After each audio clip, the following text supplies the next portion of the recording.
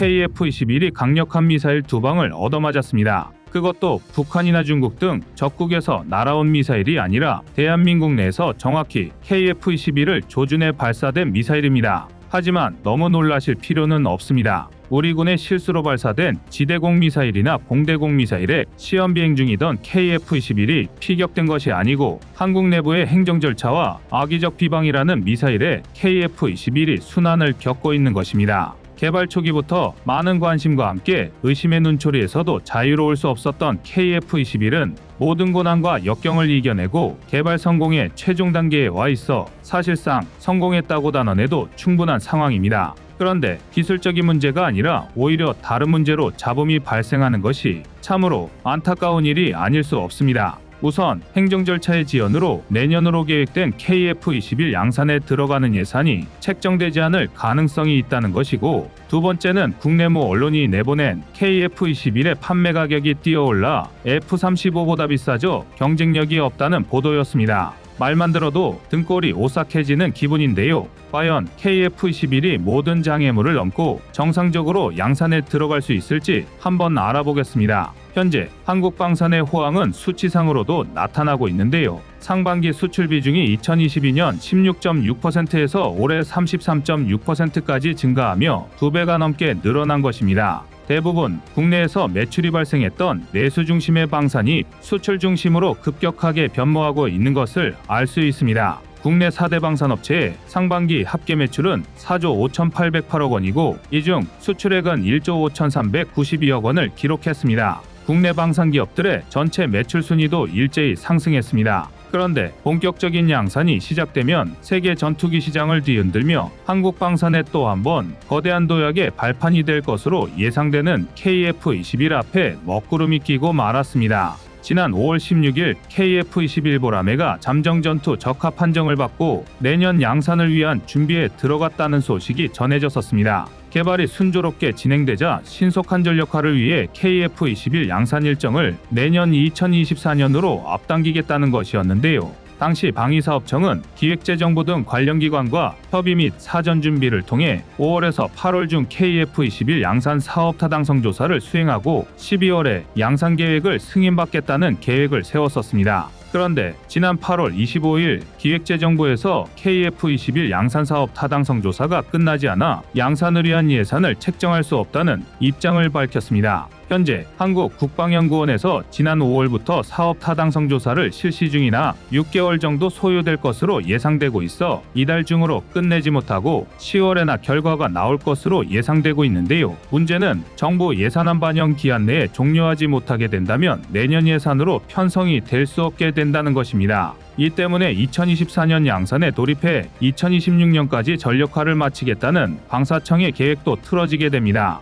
하지만 방사청에서는 이러한 우려에도 불구하고 KF-21 양산은 예정대로 추진될 것이라고 발표했는데요. 이를 위해 국회에 출석해 예산안 편성을 강력하게 요구하기도 했습니다. 방사청은 국회 국방위원회 현안보고에서 KF-21 체계 개발이 정상 추진되고 있다며 KF-21의 적기 전력화가 안보와 경제에 미치는 중요성을 고려한 2024년 예산 반영 및 양산 착수가 필요하다고 국회에 요청했습니다. 방사청은 현 공군 전투기 노후화로 운용 제한 및 전투 임무 한계 등 우려가 있다며 KF-21 체계 개발 후 양산에 착수하면 유효기간 발생에 따른 중소업체 경영난을 방지하고 국산 첨단 전투기 생산 능력을 입증해 방산수 추락대에 전기도 마련할 수 있다고 강조했습니다. 또한 방사청은 사업 타당성 조사는 재정 낭비를 막고자 도입된 제도이지만 KF-21 개발 사업과 같이 추진 방향이 명확하고 고도의 보안이 요구되는 사업도 조사 의무가 적용되어 시급한 사업이 지연되고 보안 유지에 문제가 생긴다는 부작용이 있다고 지적했습니다. 기존에도 사안이 시급하거나 방향이 명확한 사업의 경우 타당성 조사 면제가 이루어진 선례가 있었기에 이번 KF-21 양산 사업에서도 방사청에서 분명한 계획을 제시할 수 있다면 내년 예산이 편성되어 계획이 추진될 수 있을 것으로 예상되고 있습니다.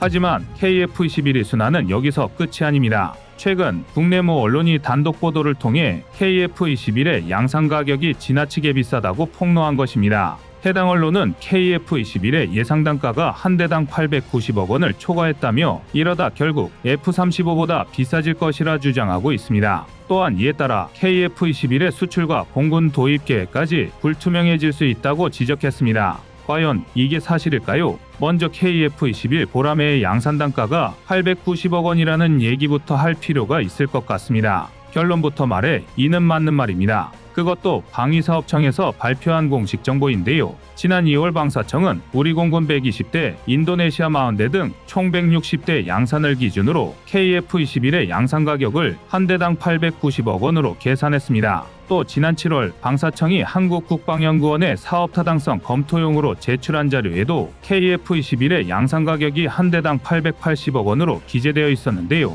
아직 양산을 시작한 것도 아닌 마당에 아무리 수출 전망이 밝다고 해도 그건 어디까지나 미래의 얘기고 우리 공군에서도 현재까지는 추가 도입 계획이 없다 보니 KF-21의 양산 가격이 880억에서 890억 원 밑으로 떨어질 확률은 솔직히 말씀드려 제로라고 봐야 합니다. 이렇게만 보면 얼추 한 대당 900억 원에 육박하는 가격이 기절초풍할 정도로 비싼 것처럼 느껴지는데요. 전투기는 가뜩이나 비싼 무기체계이기 때문에 가격이 수출 시장에서 상당히 중요한 요소입니다. 그런데 문제는 수출 시장에서 도태되면 시장 경제의 원리상 가격이 천정부지로 치솟을 수밖에 없고 그렇게 되면 국내 도입 물량에도 차질이 생기는 악순환이 계속된다는 것입니다. 전투기가 땅 파서 만들 수 있는 무기체계도 아니고 가격이 비싸지면 아무리 생산국이라 하더라도 도입이 어려워지는 건 매한가지입니다. 그러나 다행히도 절대 그럴 일은 없습니다. 우선 890억 원이라는 가격이 진짜 전투기치고도 비싼 가격일까요? KF-21의 성능이 왜 월등한지는 잠시 치워두고 오로지 성능 수준과 가격만 놓고 말씀드리겠습니다.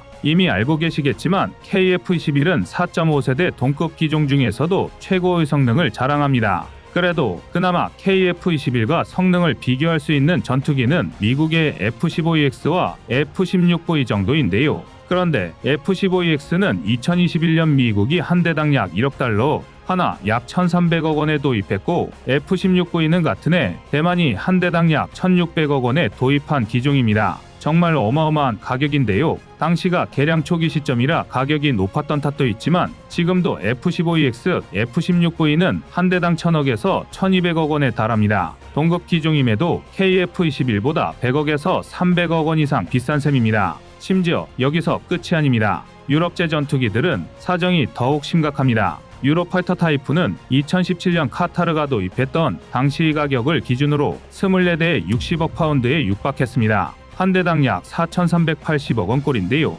이외에도 라팔의 경우 2022년 인도네시아 도입가 기준으로 42대에 81억 달러를 기록해 한 대당 약 2,654억 원이 넘었습니다. 물론 유럽제 전투기들의 천문학적인 가격에는 전투기 기체뿐만이 아니라 다소간의 무장과 추가 부품, 후속 지원 훈련 비용 등이 포함되어 있긴 하지만 아무리 이를 감안한다고 하더라도 전투기 한 대당 1,000억 원은 가뿐히 넘는 금액입니다. 이제 KF-21의 890억 원이라는 가격이 어떻게 느껴지실지 예상이 되는데요. 오히려 KF-21은 뛰어난 성능에 비하면 이래서 남는 게 있나 싶어질 정도로 저렴한 가격입니다. 그런데 첨단 4.5세대 초음속 전투기인 KF-21이 이 정도까지 가격을 낮출 수 있었던 건 생산 과정에서 비용을 절감시켜주는 다양한 경제적 기술들이 적용됐기 때문입니다. 공군과 방사청에서는 F4, F5 대체를 위한 KF-21의 전력화를 가장 중요한 과업으로 생각하고 있으며 KF-21 양산 계획을 앞당기기 위해 노력하고 있습니다.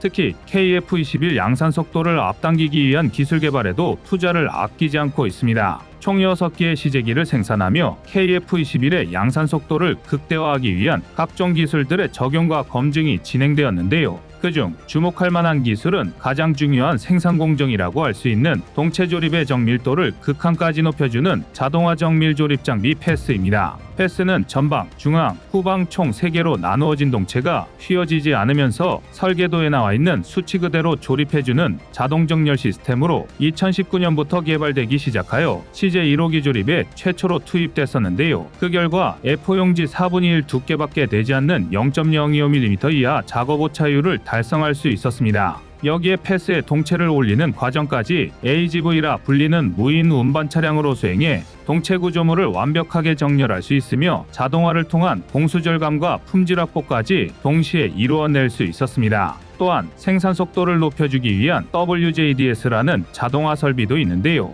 자동차와 달리 항공기의 경우 조립하는 과정에서 변형을 우려하여 용접이 아닌 리벳이나 볼트를 이용합니다. 그리고 탄소복합 재질인 KF21의 주입과 동체를 결합하기 위해서는 약 3,400개의 리벳 구멍을 뚫어야 합니다. 이때 사용되는 것이 바로 WJDS로 예전에는 사람이 수동으로 하나하나 구멍을 뚫어야 했지만 자동화를 통해 30분이나 걸리던 작업 시간을 25초까지 단축할 수 있게 되었습니다. 이처럼 KF21 개발을 통해 더욱 정교하고 효율적으로 발전한 항공기 생산 기술은 FA50에도 적용되어 폴란드의 FA50GF 모델이 더욱 신속하게 공급될 수 있도록 해주는 발판이 되어 주었습니다. 어떤 분야든 새로운 것을 시도하려고 할 때는 내부의 반발에 부딪히기 마련입니다. 가보지 않은 길이기 때문에 실패를 의식한 두려움이 앞서고 그래서 지금까지 해왔던 관례를 따르려는 습성에 의한 것인데요. KF21의 개발도 마냥 순탄하지만은 않았습니다. 하지만 결국 KF21이 대한민국과 세계의 하늘을 누빌 것이라는 사실은 곧 최종적이고 확정적인 결실로 나타날 것이라 믿어도 될 것 같습니다.